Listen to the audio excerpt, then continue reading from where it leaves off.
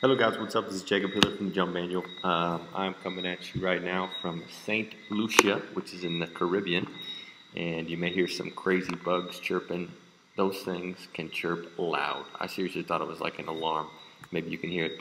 Also, trying a little bit of the ears tucked in style on the hat. I see a lot of guys pulling that off. In New York, most everyone was tucking in the ears, and no, it's just not going to happen. Just got to get them out. I don't like them in there. It's just not working.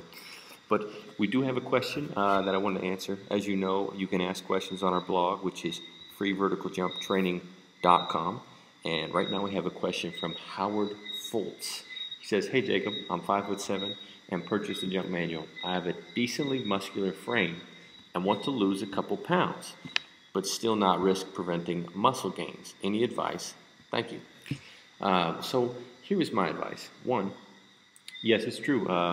When you lose weight, you increase your relative strength, because when you have less weight on your body, that's less weight that you have to propel into the air. And so it's a great thing to lose extra weight, especially if you're losing just fat cells or non-functional weight.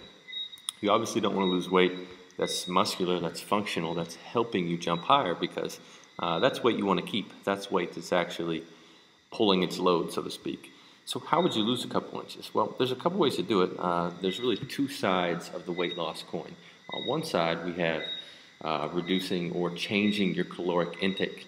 So that's what you're eating and how that's being metabolized into fat or used to aid in muscular recovery and that kind of stuff. On the other side, we have burning fat, which can be done by doing cardio. It can be done by doing lots of types of exercises. It can also be done by increasing your metabolic rate. We have what's called a basal metabolic rate.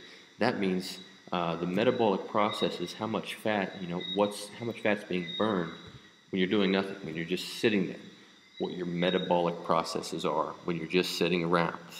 So if you just want to lose a couple pounds, and you're a pretty thin guy, you just want to take a couple pounds off the top and keep that functional muscle mass, my first suggestion would be to take away things like soda, like white breads, like maybe some pastas, things that are high glycemic carbs that are pretty much going straight to storage, which means that they're not aiding that much in muscular recovery. There's not that much nutrient value to that type of food. You'd remove that, and immediately you're going to stop storing a little of that fat, and you're likely to burn off the fat you have, and boom, you can lose a few pounds, or maybe even more than a few pounds. On the other hand, if you want to do a little additional exercise, I would not recommend that you do cardio, solid-state cardio. I mean, solid-state cardio is really, I would consider the least effective way to lose weight, especially for athletes, because we want to train our muscles and our bodies to be athletic, not necessarily to do solid-state cardio. So what I would recommend is high-intensity interval training and or jumping exercises at high intensity with rest periods. And you can get really the same amount of caloric burn accomplished in less time with these high-intensity exercises. And also, just the fact that you're building muscle is going to help you increase your metabolism in different ways. Another tip would also be to take the same amount of food that you're already eating and eat it in more meals. Some people hear the whole eat more meals type of theory for losing weight, and they eat a ton more. They think, well, I'm eating more meals, I'm eating more often. Well, that's not the point. The point is to eat the same amount, but eat it in more sessions, because every time you eat, there's a certain amount of metabolic processes that are taken to digest that food, which takes up which burns more calories. The whole idea is you burn more calories eating it because you eat it in many different sessions.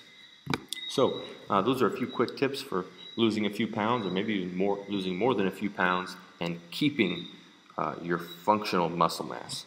Again, the worst thing you could do is just do steady state cardio, which is really not that effective. And again, you're training your muscles to do something other than your target athletic activity. So I hope this helped. Let me know. I'm soon going to be in Guadalupe next week, and going to have a lot more time. We've been running around crazy doing some conferences and meeting with folks, so it's been wild. So hopefully we'll have more videos out to you soon.